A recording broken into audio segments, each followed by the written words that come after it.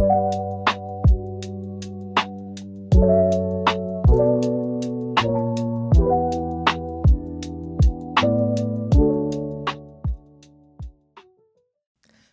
and gentlemen, welcome to episode 71 of the Brighter Horizons podcast. Good God, does it feel good to be back. How are we feeling, champ? I mean, as you guys know, the inconsistency has been killing us. Yeah, like I it's always been start bad. every episode off like lately by saying like it feels good to be back. I wish I didn't have to say that at the beginning of every single episode, but yeah, it's good to be back, guys. It's good to be back. I also noticed we're matching a little bit more than I thought we were until I didn't really think about it until you're a grown man. They didn't see that. But They didn't see that. I can edit this how I want to. I just want it to be known. Yeah, we're just very similar. I wasn't. I saw you wear that, and I was like, hey, I kind of want to wear a shirt like that. So I just went to my closet. I picked the first thing that looked at me, and I was like, damn.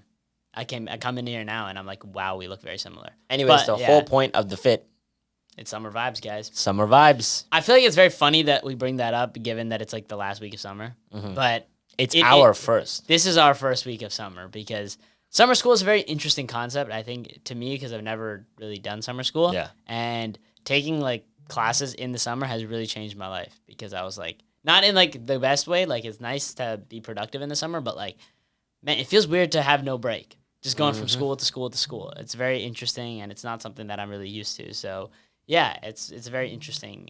And that's why I say that we're talking about summer vibes here, because this is the week where we're done all of our exams now. Everything that we had that was a prior obligation kind of inhibiting our ability to record and edit and stuff is out of the way. So it feels good to be here, and vibes are great because, man, if you live in BC right now, you are leaping. I hope at least that you're out there enjoying the weather, because it is a beautiful day today. It has been very good for the past couple of weeks. No, not weeks. It's been good for the past week. Overall, life is great. Done with the responsibilities. Can get back to this. And yeah, hopefully we're going to set up we will set up a proper schedule and get the consistency going, because at the end of the day, consistency is what breeds success. I think that's realistically the biggest determinant on if you're successful or not. If you can just keep going, realistically, if you don't quit, you're pretty much guaranteed to succeed, in my eyes at least, as long as you just keep giving it 100%. So, again, apologies. Kind of feel like Logan Paul at this point, giving YouTube apologies left and right. But, yeah, apologies for the last time, hopefully. We will get back on it. And at the end of the day, one of the biggest motivators for us now, at least for myself, because I do still keep track of what's going on with the channel and I still monitor it, we have been getting a lot of support these days. Every single episode has been crossing over like 60, 75 views every single time. Shorts are getting a lot of love. You guys are subscribing to the channel. We greatly appreciate every single one of you out there watching this. Without further ado, enough apologies. Let's get into the good stuff. Do you want to kick us off? I mean, sure, why not? I'll tell you guys that life has been busy, and that's been a recurring theme. But since last episode, I think I found a lot more stillness in the busy noise. And I found that when you love what you do, you don't work a day in your life. It's such a cliche kind of phrase, but I never really understood it until right now, where I'm done everything that I really need to do. Like there are things that I can do to set myself up for the next semester and for all the upcoming things, but like right now, it's like silent. Like there's nothing in my head about all these things. Like there's nothing that's like, pounding in the back of my head saying, hey, we got to do this, right? And I'm a little unsettled by that. I'm a little unsettled with the silence because I'm so used to there being like something for me to think about, something for me to do, something for me to jump on right now. And it's kind of hard for me right now to come to terms with the fact that like I need to just take a moment.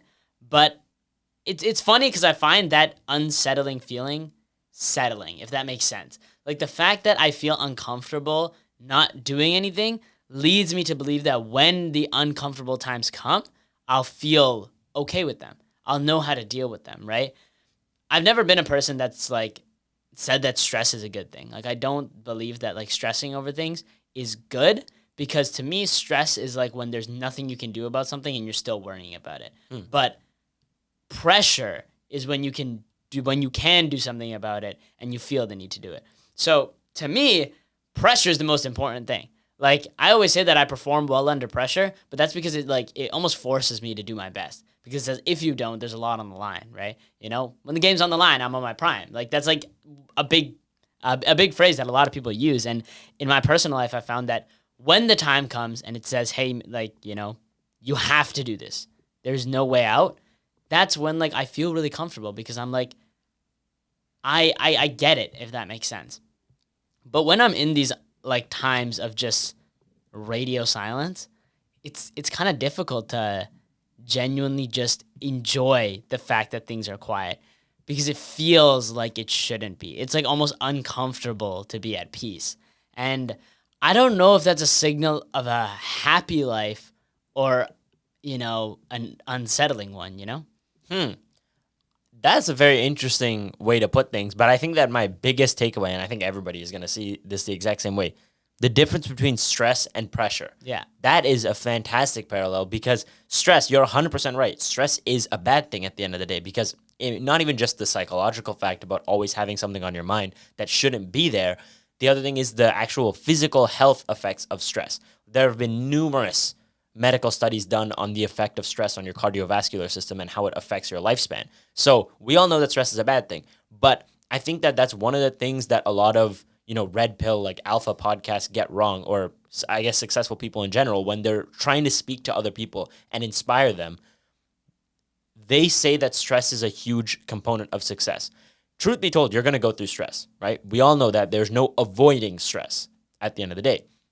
How you handle it is the most important thing. But I think that stress is not something that life puts on you. Stress is something you create yourself by not taking action when you are under pressure. Yeah. That is the truth. Stress is not something that just magically appears. Stress happens when you know that there's something you should be doing, but you're not doing it.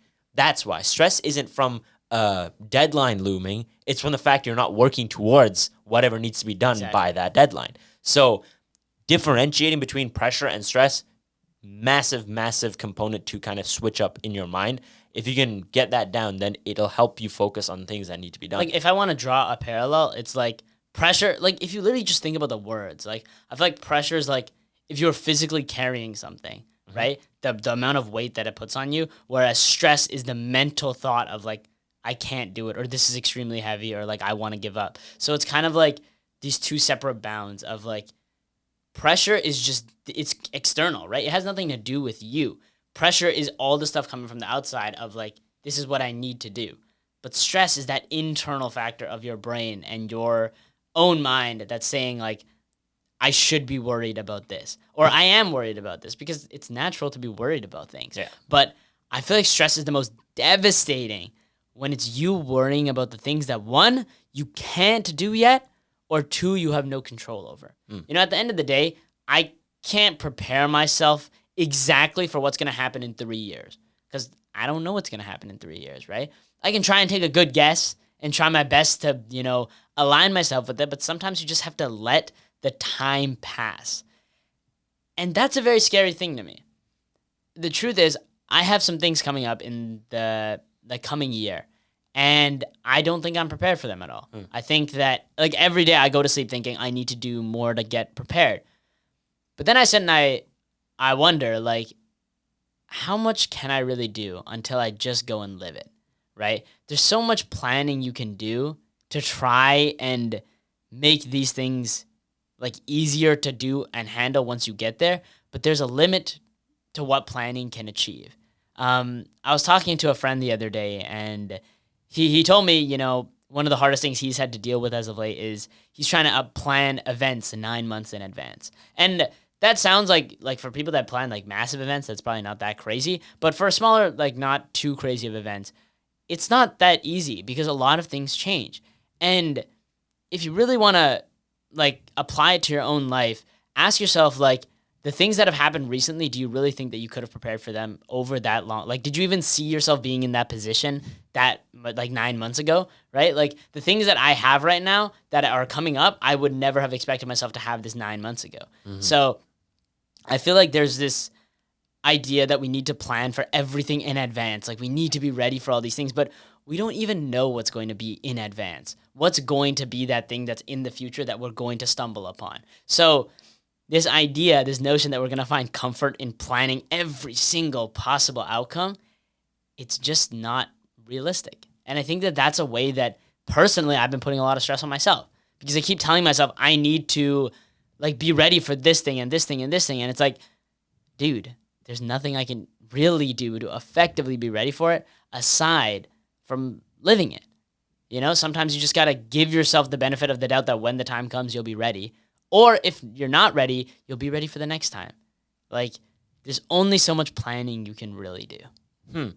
I mean, I don't disagree with you. I think that part of it is being able to perform when the time comes, because some people spend their whole time planning and then one thing goes different and they just implode, right? I've met plenty of people like that. Then there are others, I would say I probably lean closer to this one, where the prep is rarely there, but when the time comes, you kind of just relax and just do what you need to do, right? Albeit you may not be as, prepared, but you know how to show up when you need to. I think you need a bit of both, which maybe a bit of a lame answer, I feel like. But that's kind of the funny truth about life. How to live a happy life is not to follow one set of beliefs. To sit here and say, I want to be like, I don't know, who are some examples? Patrick Bet-David, Andrew Tate, like these people who are very successful entrepreneurs and have this very concrete view of the world. You can't sit here and say, those are the only people that I want to look up to. At the end of the day, they may talk about it online in a very polarizing method by only focusing on the money aspect or the hustle of life. But if you look at a lot of the content that doesn't get as popular, they do still talk about some of the healthy mediums. Like they have families, they have people they care about. They still find time for leisure, right? Life is lived in healthy mediums over the course of your life, not at all times. You don't need to like specifically spend, half the day playing video games and half the day hustling. It's not how it works. But in general, you do have to be able to kind of take elements of all sides, and that's how you become the best version of yourself. Think about it. In theory, who is the strongest Pokemon? Arceus. Okay, let's exclude him. I mean, in theory, technically, I wouldn't count that either. But let's say, for conversation's sake, Ash's Pikachu. Ditto. It's definitely Ash's Pikachu. It's definitely Ditto. 100%. It's Ash's Pikachu. Why are we? Because he has plot armor? He has the most plot armor ever. And, like, okay, to be fair, like, we haven't watched, like, the newer stuff, but, like, bro, it's always Ash's Pikachu. But sure, for the sake of your argument. For the sake of argument. Yeah, ditto, okay. Okay, point is, the guy can literally become anything. You can't stop somebody who is malleable, right? Someone who can take attributes from any successful person, any successful lifestyle, and use it to their benefit. That's the kind of person you need to be. Because I've met plenty of people who only followed that one lifestyle. And when I bring up a conversation about some other figure, somebody who they may not like because they have controversial opinions, immediately some people start to get angry or frustrated because I even take away some positives from those people, right? Just the fact that I can look at somebody and say, okay, so maybe this part of their life isn't good, but clearly they did this pretty well. Let me take that and kind of incorporate it into how I live. If you can just focus on those things, you become unstoppable. And, like, I know we've talked about it so much, and it's very funny because I recently had a conversation with a friend about this exact subject, and it's like how society pushes for polarization so much. Like, everybody wants to be polarized on everything. Like, every single opinion that everybody has to be somewhat polarizing in nature. Like, you take someone and you see who they voted for in, like, an election, and you assume that you know every single thing about that person. And I have to ask, like, how are people so naive as to think that one decision can lead you to understanding the depth and complexity of people that have lived for decades? You really mean to tell me that you can tell everything about somebody by knowing them for that little bit of time? And you're willing to bet on the fact that they're exactly the type of person that you think they are based on one decision.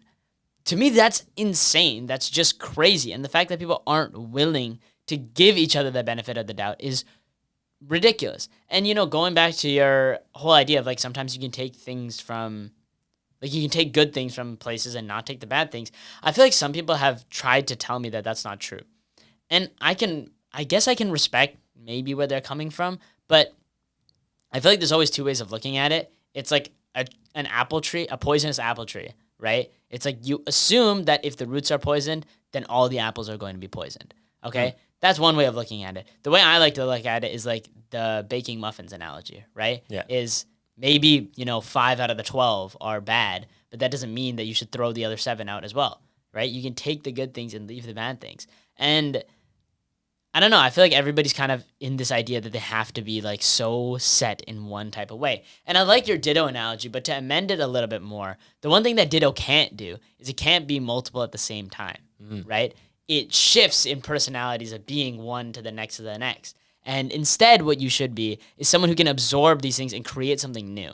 Because at the end of the day, nobody wants to see another version of something else, right? People want to see something new. They want to see new people. I don't want 2 of the exact same people in my life, right? The reason that I love the people in my life is because they're all different, because they offer something new, something novel, something that makes me think like, wow, this person's pretty interesting.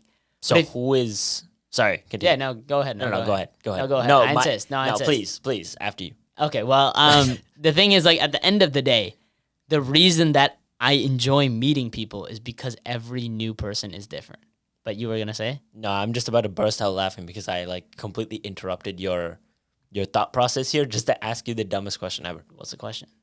So who is our new fictional character here where you're saying they take attributes from different people? Because I think there is one answer. Is there? I don't know. Maharaga? What? Like Loki just be adapting to everything. No, my glorious King Kirby. Oh, But again, Kirby can only be himself and one other person at a time. Nobody really has that ability to like, but you do. Think about that. You have an ability that no fictional character has. Wow. Okay. Let's Superpower based, but like, yeah. But the whole point is like, be your own person, and while it's important to draw inspiration from other places, find it within yourself. You know. Yeah. And one thing I wanted to tie back to, I want to talk a little bit more about the planning issue, right? I think planning's super important. Don't get me wrong. I feel like you're talking about all this planning stuff because of some personal experiences. Not necessarily, but there's a quote, and it is one of the most famous quotes from Friedrich Nietzsche, one of his most famous quotes. And the quote is, if you gaze long enough into the abyss will gaze back at you, right? And at first, low-key, I didn't understand the quote at all, but then I actually listened to a guy explain it, and I kind of derived my own meaning from it, being that the longer that you look into an issue or a problem, the less you find solutions in there, and the more you find problems within yourself. So you can spend a lot of time looking at a problem, but the more that you just observe it without the idea of solution, the bigger that problem becomes, the more powerful it becomes, because you're just constantly seeing it. Its effect over you just becomes so much more massive. If you think about it, who are the people in your life that have the most effect over you? They're the people that are prominent figures, right? The people that you're constantly going to because you just see them so often. You feel like they have the people you interact with the most. So when it comes to issues, it's the same thing. The more you interact with something without coming to solutions is how you lead yourself to like seeing that problem as something that bigger than it is. And the reason it ties back into the planning aspect is, again, you don't know what things are going to be like 9 months from now. So although you can plan, what you might be planning for is a problem that doesn't even exist, number one. And number two, you might not even be coming up with an effective solution, right? You're staring at this problem over and over as if you're going to be able to recognize it in the near future. And you'll spend all your time, thinking about it and trying to figure out how you can be ready for it. When the reality is, one, you're either already ready for it and you just don't know it yet, or two, the answer to those questions are going to come with time. And obviously, there's the exception of like, hey, if you got a test in a week and you have all the materials, I'm not saying, well, don't plan for it, just wing the test. Like, no, obviously, there's a pretty concrete roadmap of how to do well on that. But a year from now, 2 years from now, you might know general vicinity of what you want, but exactly what it is you're going to do, or like every single step, what you're going to do every single day to ensure that, I feel like that's unreasonable. And it kind of takes away a little bit of the fun of living. And it actually draws me to a quote, and I have no idea who it's from, but I think it's really, really cool. And the quote is, if you know exactly what you want to be, you will become it. That is your punishment. actually not knowing what you want to be, reinventing yourself every morning, not being a noun, but being a verb, being moving in life, not fixed in life, is a privilege. I think that knowing is overrated. I think the idea of knowing everything seems so overrated. And it's funny because even on a micro scale, the funniest moments in my life have been when me and my friends discovered something that we never knew. When we came across something that was just completely mind-blowing, we were like, no way, right? Whenever a new bug dropped in a game that allowed for some crazy exploitation of how it was played, right? It was life-changing. When you think about the first time you found out about Grav Dragon Strike in Overwatch, right? With the Zarya Hanzo combo. Just think about the first time that you really tried that. You were like, this is the craziest thing ever. The first time you tried Nano Blade, right? There's so many of these things. I don't know why I'm going straight to Overwatch, but I just felt like it was a good nostalgic. I think that was a fantastic analogy. option because I've actually been thinking about that a lot. So right? yeah, so I get it.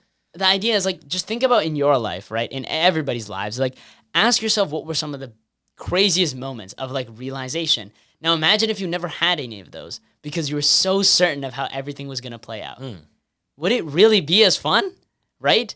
Imagine being condemned to do something every single day without any hope of of the fact that things are going to change. Yeah. Imagine knowing everything that's going to happen 10 years down the line. Is that really a gift? Is it really? Because I'd ask that maybe you believe in fortune tellers, but I feel like fortune tellers probably have one rule. And that one rule is they never fortune tell their own life because they would never really want to know. Yeah.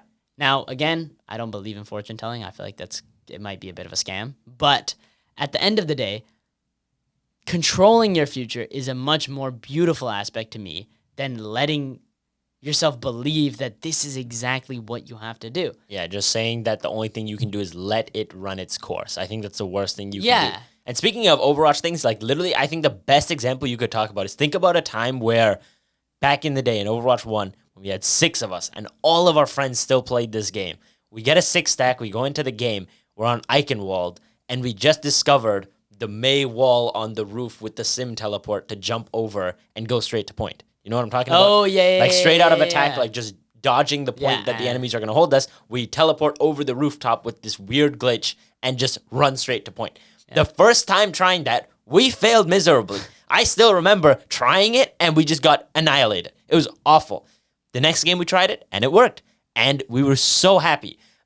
Those just stupid things that you do that just make no sense, those are always the most memorable. Think about, I don't know why we're going through these video game tangents, but I think that's where you find the best examples. Think about Fortnite. What are the clips and moments that people remember the most? Literally, the biggest channel that made Fortnite clips, what was it called? Fortnite Funny. Fortnite Funny, because it was just random clips of funny things that happen, things that you wouldn't expect to happen. Like that very famous clip of Ninja falling off the edge of a cliff and having 10 mats. Do you know what I'm talking about? And then he just builds a staircase, gets stuck there. Yeah, and that, for example, is a moment that's actually immortalized in Fortnite because they added a little thing for him there. So those just stupid moments are always exciting. But if you always knew what was going to happen, it wouldn't be exciting. It wouldn't be fun, right? The thing is, as you go through life, you're going to make a lot of decisions. You're going to take a bunch of paths. And you have to be okay with not knowing everything and knowing that some things aren't going to work out. Yeah. Those failures teach you things. And the things that work might not be what you expected to work. Let's talk about our own father. He's one of the biggest examples in my life of why I never doubt myself on figuring things out, even though I don't know what I want to do. Because when he was going through school, he was studying engineering. But he said to himself, the one thing I will never do is telecommunications engineering. I hate that. I don't want to do that. Goes through school, gets a job in what? Telecommunications, and he has been there ever since. A good job, stable job, and he loves his job. Let's be honest, he likes his job. Yeah. He shows up with a smile on his face every day and does what he needs to do. Point is, if you asked him back then, he would have said, hell no, I'm not going to be a telecommunications engineer. But here he is, and look at where it led him, right? He built this life through that. So you can't sit here and discard certain paths just because you think it's not for you now, right? You're going to choose between a bunch of things, and some things will work, some things won't. You're going to lose friends along the way. You're going to make friends along the way. And that's one of the bigger points I wanted to touch on today. You can't please everyone. That's something that I think a lot of you need to get through your head, because I feel like the people who listen to this podcast are people with big hearts, people who care a lot about other people and want to make everybody around them happy. That's the kind of person you are if you're here. You have to realize that no matter what you do, somebody is not going to be happy with you, right? I love the quote from David Goggins that said, if God came down from the heavens and walked on water to prove that he was God, people would say the only reason he walks on water is because he can't swim, right? Yeah. The whole point is you can't please everybody. And I was thinking about this a lot because we're just getting back into recording and uploading and finally starting to see a bit more growth recently on the channel.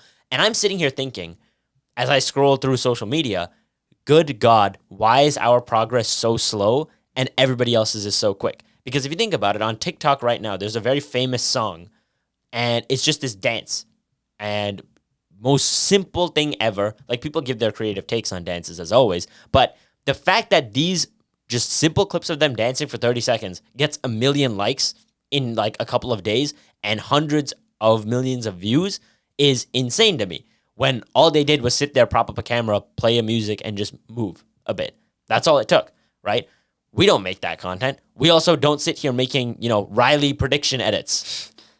That's not the content we make. Yeah. So it's not popping off on TikTok like I would want it to.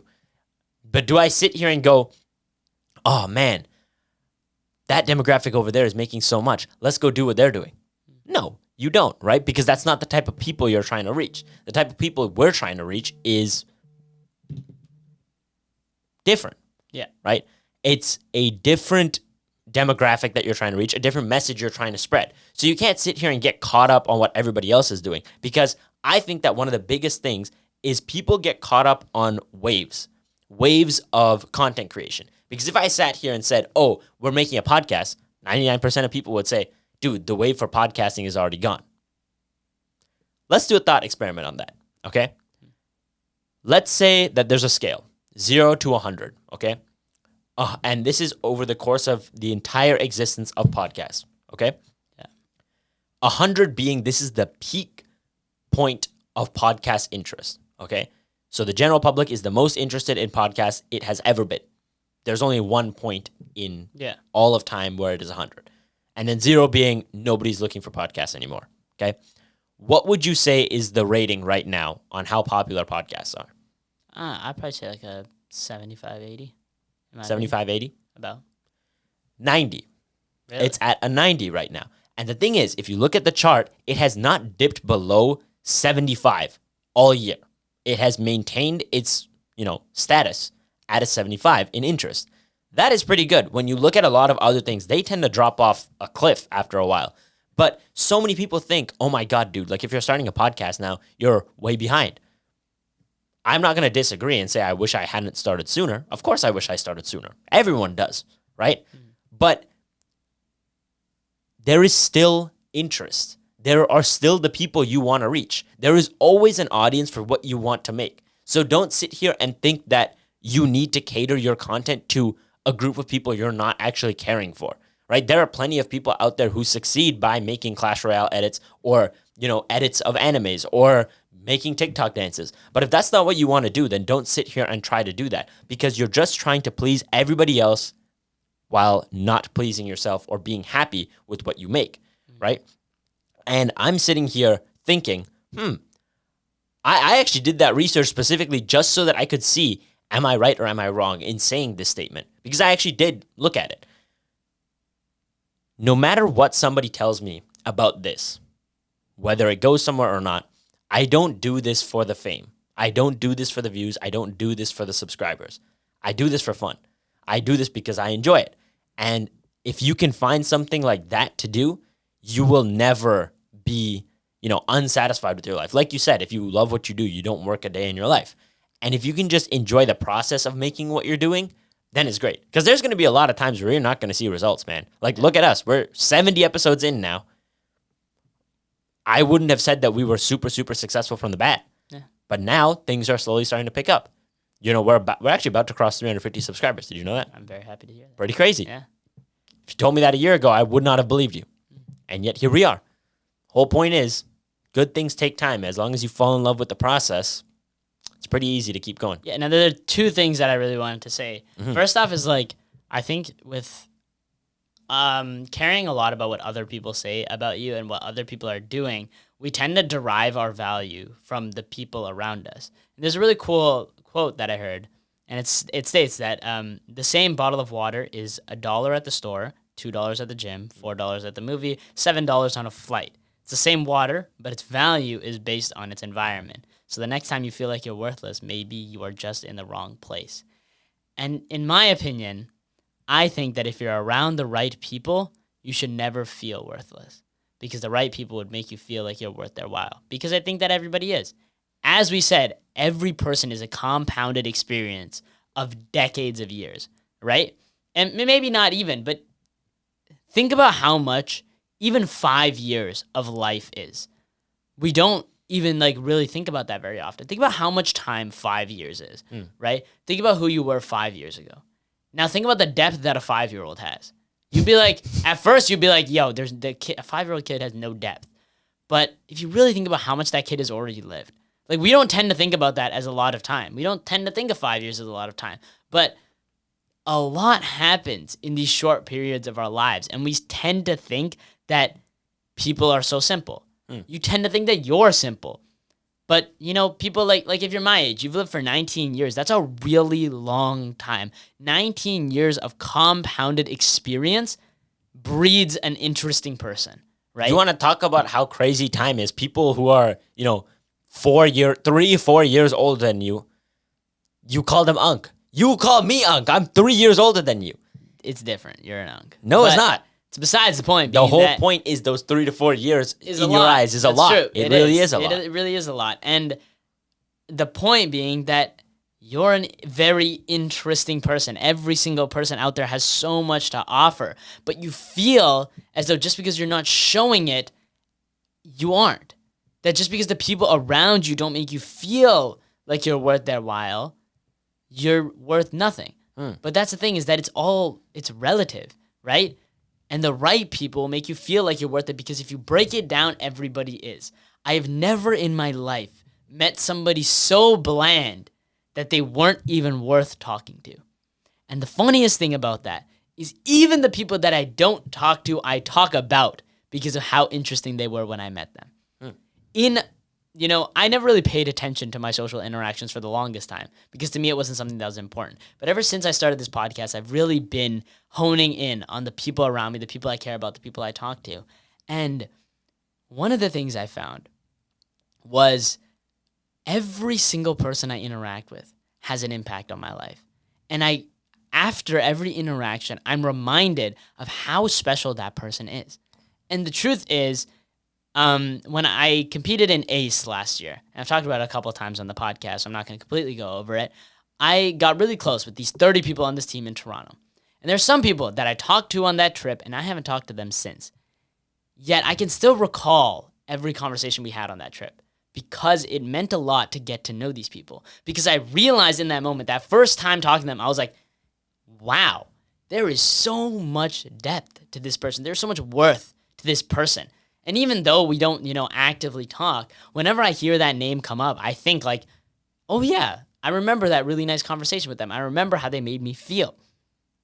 And, another thing that I wanted to tie it back to is you were kind of talking about like looking at other people's paths. And we seem to deem what other people have as valuable because oftentimes those things are difficult to obtain, right? Becoming famous, making millions of dollars, we always see that it's difficult to obtain, and therefore it must be valuable. But I saw this clip from Chris Williamson where he said that there's a difference between something being difficult to obtain and something being valuable. And he states that something that is valuable fulfills you intellectually, emotionally, spiritually, and lovingly. But things that are difficult to obtain don't always do that. Now, the truth is, most things that are valuable are difficult to obtain. But that doesn't mean that everything that is difficult to obtain is valuable. So if you took a random person, right, and you said, go buy a Rolex, they spend a couple years building up a good career so they have enough money. And then you got to actually get a Rolex, right? So you got to go through the whole thing and buying the lower end models. And then finally they get to buy like, let's say a Submariner. And it takes them years to do it. And it was difficult. But in that person who doesn't care about a watch at all, it's pretty worthless once they get it. It's like, yeah, I went through that effort. It was difficult, but what's the value to me? But for us, imagine if $10,000 happened to, or $20,000 were on your bed today and you went and you bought a Rolex. Would that Rolex still be valuable to you? Yeah, because it's still a Rolex because you have an appreciation for the art of a watch. Yeah. It has nothing to do, obviously there is a tie and a connection to the effort you put in to get it, but you have an appreciation for that watch. It's valuable to you not because it's difficult to obtain. Yeah, even if it magically appeared. Exactly. It's more valuable to you because you care about it, right? Even though a friendship, a really like deep intellectual friendship is hard to reach, it's not valuable because it was hard to get there. It's valuable because it fulfills you, because it gives you a feeling of this person cares. Relationships, why are they valuable? Everybody knows it's tough to have a good relationship. You're always going to go through the ups and the downs, but it's valuable because that person fulfills you lovingly, right? You get that feeling of emotional fulfillment by being with them. Why do people value religion? Spiritual fulfillment. There's so many things that we tend to believe are so valuable, but they aren't because they're just difficult to obtain, right? Millions of dollars may seem like it's valuable, but its only value is in making you feel a specific way. And that's something that Tristan Tate talked about that I thought was really interesting. Was he was trying to, talk about the topic of money can't buy happiness. And he said, that's true. Like money can't really buy happiness. But if I buy my mom a yacht, right, she can tend to be pretty happy. When I tell my mom she never has to pay for a medical bill ever again, she tends to be pretty happy. So it's like, it's not that the money is the active thing that's making you happy, but it's the impact that you're having on other people. That's what's valuable. So kind of circling it back, things that are valuable to you. Don't pursue what everybody else says is valuable just because it's hard to do. And that's one thing I've really found in university is everybody puts people on a pedestal when they see the crazy things that they've accomplished. People come to me and they say, dude, like, that's crazy that you did this. You had this accomplishment. And this is not me boasting, but it's me telling genuine stories. Is I look at it as, I did the things that I really wanted to do. And these people come up to me and they're like, dude, like, that's so amazing. But the reality is you don't want this. This isn't even valuable to you. So the question is, why do you admire it? Why do you put yourself down because you're not doing the things that I'm doing when you're doing things that I could never?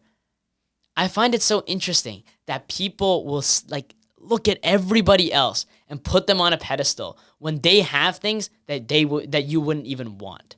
Yeah. They've chased things that you don't even find valuable, yet you think it's valuable just because it's difficult to get. And I think that's fallible. It's a one-way ticket to feeling sorry for yourself when you shouldn't be. I think the herd mentality about materialistic things is the downfall of society, in my opinion. Don't get me wrong. Fast cars, nice watches, tons of money. Who is going to say no to that? Yeah. Right? If I was a genie and I could, snap my fingers and give you all that you wanted, I'm pretty sure most people would take it. But the actual reality of life is that obviously there's no genie. You're not going to sit here and wish for something and it's going to happen. There are going to be sacrifices that needed to be made, a lot of effort that needs to be put in. A lot of things need to go right for you to actually achieve that. So if you don't actually want that, just because everybody else wants it, does that really mean that you should pursue it? No. One of the biggest motivators for me in that is the owner of the store that I work for. He is an extremely successful person, running his own business for 34 years, grown it to something absolutely insane. And when you look at, competitors, the funny thing is I don't even call them competitors just because of the sheer, gap in numbers between us. We're leagues ahead of most of the people around us. And yet when I talk to him, easily one of the most humble people I've ever met. And I sit here asking him, like, I'm not saying he drives a Toyota or anything. He still drives a pretty decent car. But I ask him, like, do you not have the desire to, drive a Lamborghini, for example, or a Ferrari to work every day, or wear a Rolex every single day while you're here? He's like, no, not really. Because all I did was I enjoyed doing this and I turned it into something great. And he could very easily show up to work in a Lamborghini or a Ferrari and wear a Rolex every single day. The guy doesn't even wear a watch at work when he's there. And he owns the whole store. And we are a luxury jewelry and watch retailer. Guy doesn't even wear a watch. So I sit here thinking to myself, oh my God, when I get successful, I can't wait to buy a nice watch or a nice car. And I'm asking him this question, and his response just made me reflect and think to myself, why do I want it? The why is the biggest thing. Everything starts with why. It doesn't end with why. Like when you achieve it, you say, oh, why is this important? No, the why is the beginning. Why do you want it? Do you want to buy a Lambo so you can flex on, Instagram and TikTok like TJR or Brez and just sit here and be like, ha, I have this stuff? Is that what you want to do? No. Do you know who I'm talking about? No idea. Missing out. No clue. Okay, but anyways, I think TJR is a very polarizing figure in social media right now because he's 23 years old, apparently a day trader, and he just went extremely viral for buying a Koenigsegg Regera. Oh. Yeah, Regera. So he bought a Regera at 23 years old, allegedly. Now, a lot of people throw accusations that it's rented, blah, blah, blah. I don't want to speculate on that. That's not my place. But just his character kind of rubs me the wrong way. Don't get me wrong. Bro's 23 and has a Koenigsegg. Good for him. Can't sit here at the bottom and hate on him. Like, bro clearly did something right. Yeah. Okay, good for him. But do you want to be like him and just post on social media to say you have a Koenigsegg, or are you buying a Koenigsegg because you like the car? Most people are buying things just to show it off online. If you could buy this stuff and never post about it online, I think that's a very good thought exercise. If I gave you all this stuff and you couldn't show any of your friends, you couldn't show any of your family, you couldn't show it off to anybody, would you still be happy and get the same fulfillment from having that? That's a question. That's a great because question. For me, for example, you give me a super fast car. I'm not driving it around so that I can show other people I have a fast car. I'm driving it around because I like the experience of driving a fast car. Or just overall, how it feels to sit inside one. How I think about myself, not about what anybody else thinks. That's the biggest thing. If you can be happy with what you do, you're set. But the second you start bringing in other people's opinion is when it's no longer your life. That's what I always like to say. It's not your life if you let other people's opinions control what you do. It's very funny. I saw this quote. Again, Chris Williamson, and I don't think this is from him, but I saw it on his podcast. And he said, I have not yet grown wise enough to enjoy simple things. And I love this quote because I think that there's so much beauty to be found in such simple things in life. And I found it lately is I was actually talking to one of my friends last night. Amazing person. And we were having this really nice conversation. And I told her that I'm just happy to be having this conversation. And that took her aback almost. She was like, oh, like, is there something special about this conversation? I was like, no, I just enjoy talking to a friend. And it's like sometimes we find it so hard to find the genuine beauties in life in those simple things. One conversation with a person who I really enjoy talking to. It's all it takes to put a smile on my face. That's all it takes for me to see the beautiful things in life. It's that simple. A conversation. I think that we're so overconsumed in this idea of complexity that everybody needs to view us as this super, super multifaceted, crazy, obsessed, driven, motivated, hardworking, yeah. no sleep guru that's succeeding at everything in their life. But what's it really worth? Like, again, if you ask yourself, if nobody could see what you're doing, would you act the same? Everybody says that your true personality is who you are behind closed doors. And the person who most of us are behind closed doors is somebody who would smile at a flower, right? Who would smile if they were walking in the park and a small child waved at them, right? The person that smiles every time they see those cute dog videos. I know everybody does it. I do it too, right?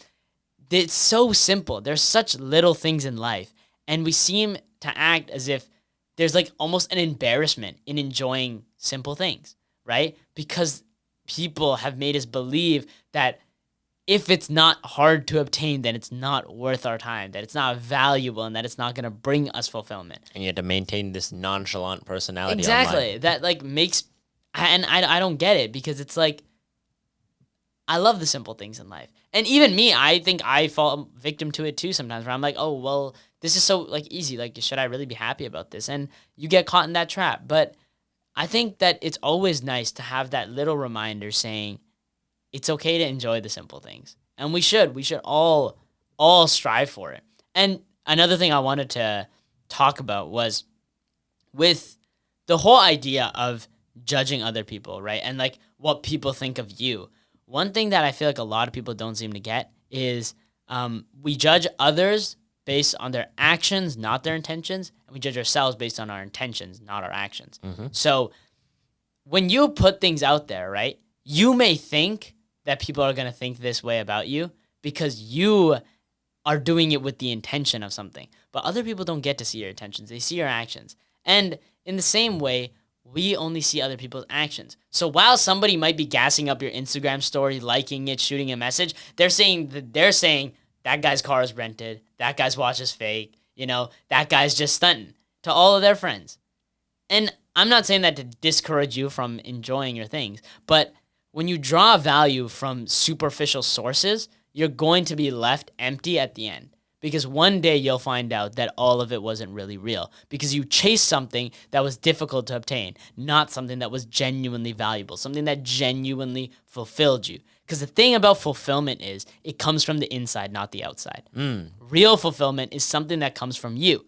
So you can chase all the attention you want, you can chase all the external factors, but you will only truly be fulfilled when it comes from you. When you can say to yourself, when you can look in the mirror and say, I am grateful for the person that I see. I am glad to be the person that is in this mirror, and I'm happy every night going to bed, every morning waking up. If you can do that all with a smile on your face, that is fulfillment.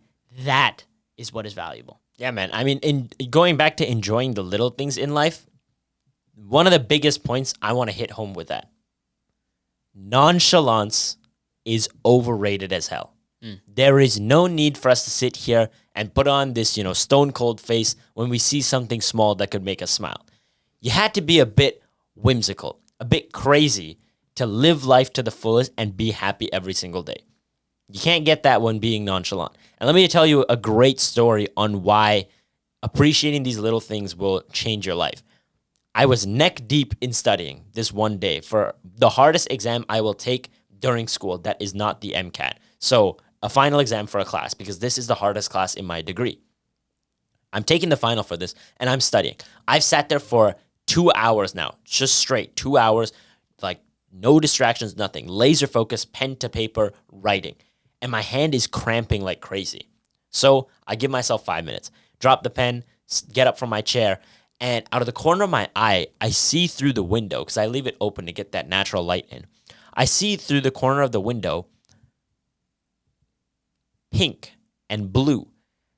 And I open the window fully and I just see the sky painted colors like cotton candy. You have the blue sky and the clouds are tinted this light pink thanks to the setting sun. A beautiful scene painted across the sky. And I sat there and marveled at the sky for a bit. I literally stood there by the window, hands behind my back like this, like an old, grandpa or something. I stood there and I just looked out the window, stared at the clouds, and after about 5 minutes of just standing there smiling, I felt recharged in a way that nothing else in that moment could have. And yet all it took was some clouds and a beautiful scene. Just being able to look out the window and enjoy that changed my mentality right there, and I got back to the table and I studied for another 2 hours without stopping. I was about to throw in the towel right there, but no. I kept going because those little things can have such an impact. You don't notice those little things if you're trying to put up a facade for everybody else that you're this nonchalant guy who just kind of walks through life, doesn't smile, doesn't show emotions. Man, that's lame.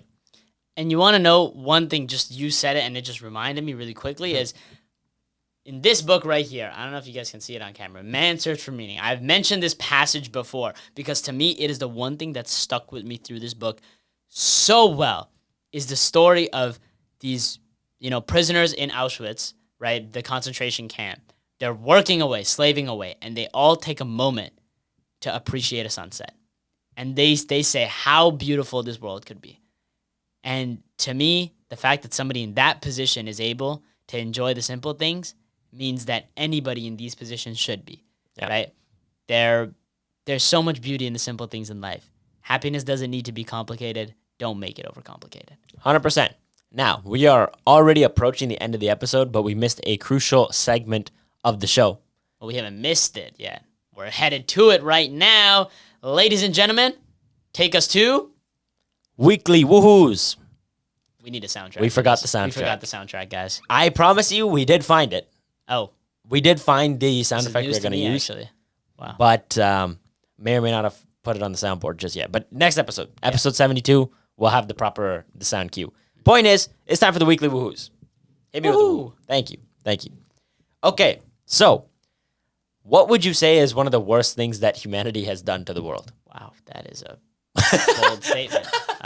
Guess that's Humanity's done a lot of wrong, but I would say probably the environment, destroying the environment, climate change, endangered species. Endangered species. Beautiful. Didn't even have to give you a lead there. You already knew what I was going to talk about. Endangered species. So humans cause extinction of many species that were here long before us. That is the greatest, sin I think mankind has committed. But scientists have just found a way to mitigate some of this damage.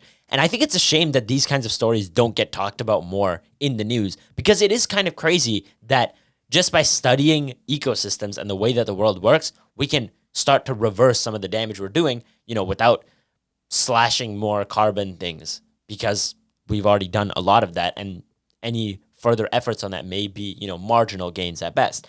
But in San Francisco, scientists tried to see if they could replicate the impact of the now extinct Xerxes blue butterflies with their close relatives, the silver blue butterflies. Okay? First of all, whoever named that butterfly, good on you, man. You deserve an award for that. That is fire. 2 X's in the name, by the way, too. That's really cool. Fire. Okay?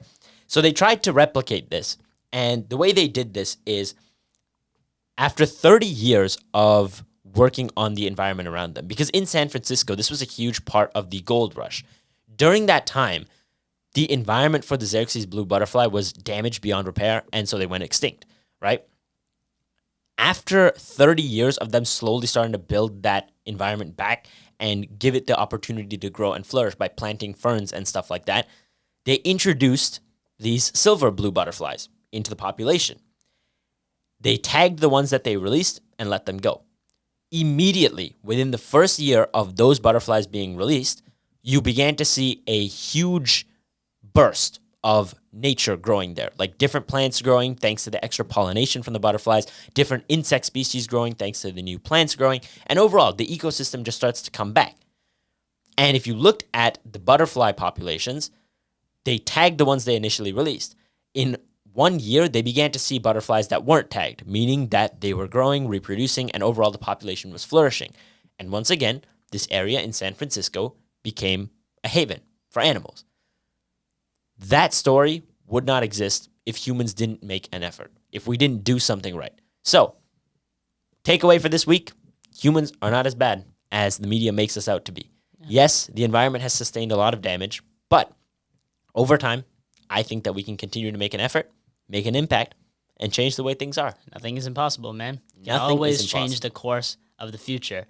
Now, we are coming to the end of the show, but before you guys go, you already know what time it is. It's time for Quote Of the Week. Herm. Quote of the week. We got a bit of a longer passage for you guys today. Oh, wow. Okay.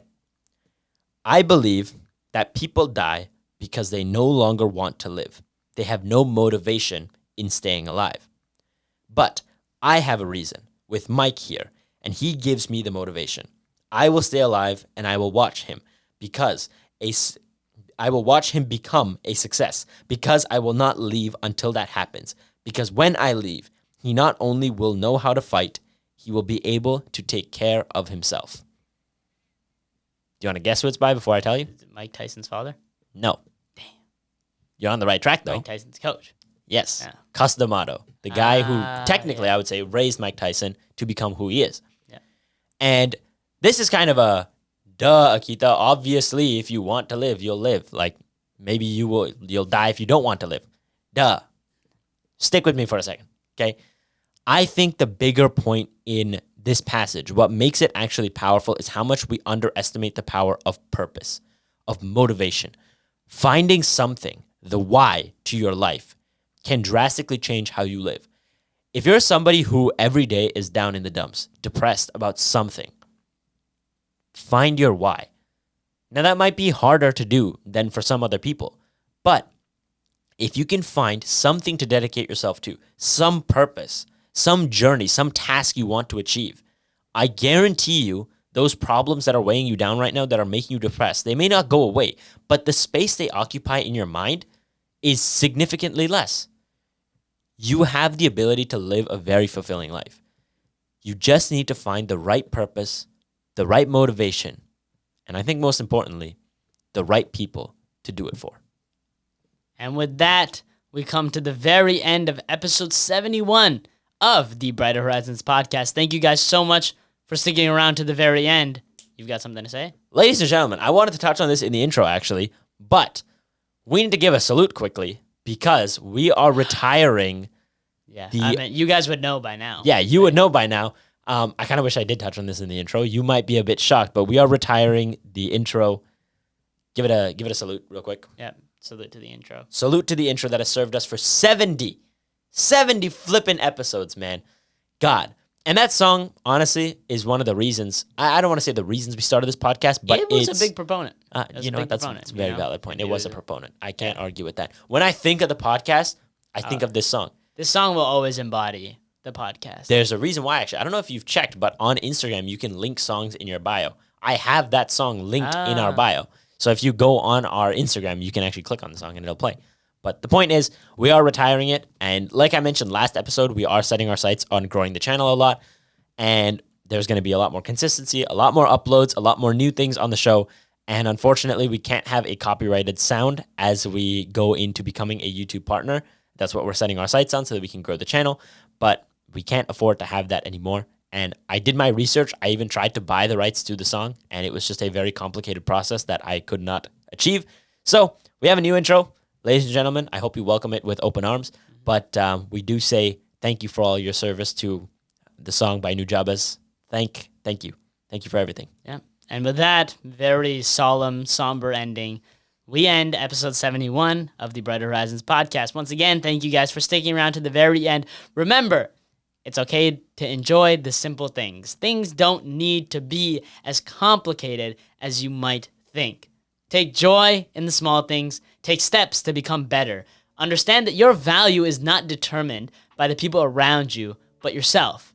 If you're feeling worthless, find a new place. Because know that you are a complex, beautiful, interesting, and valuable person.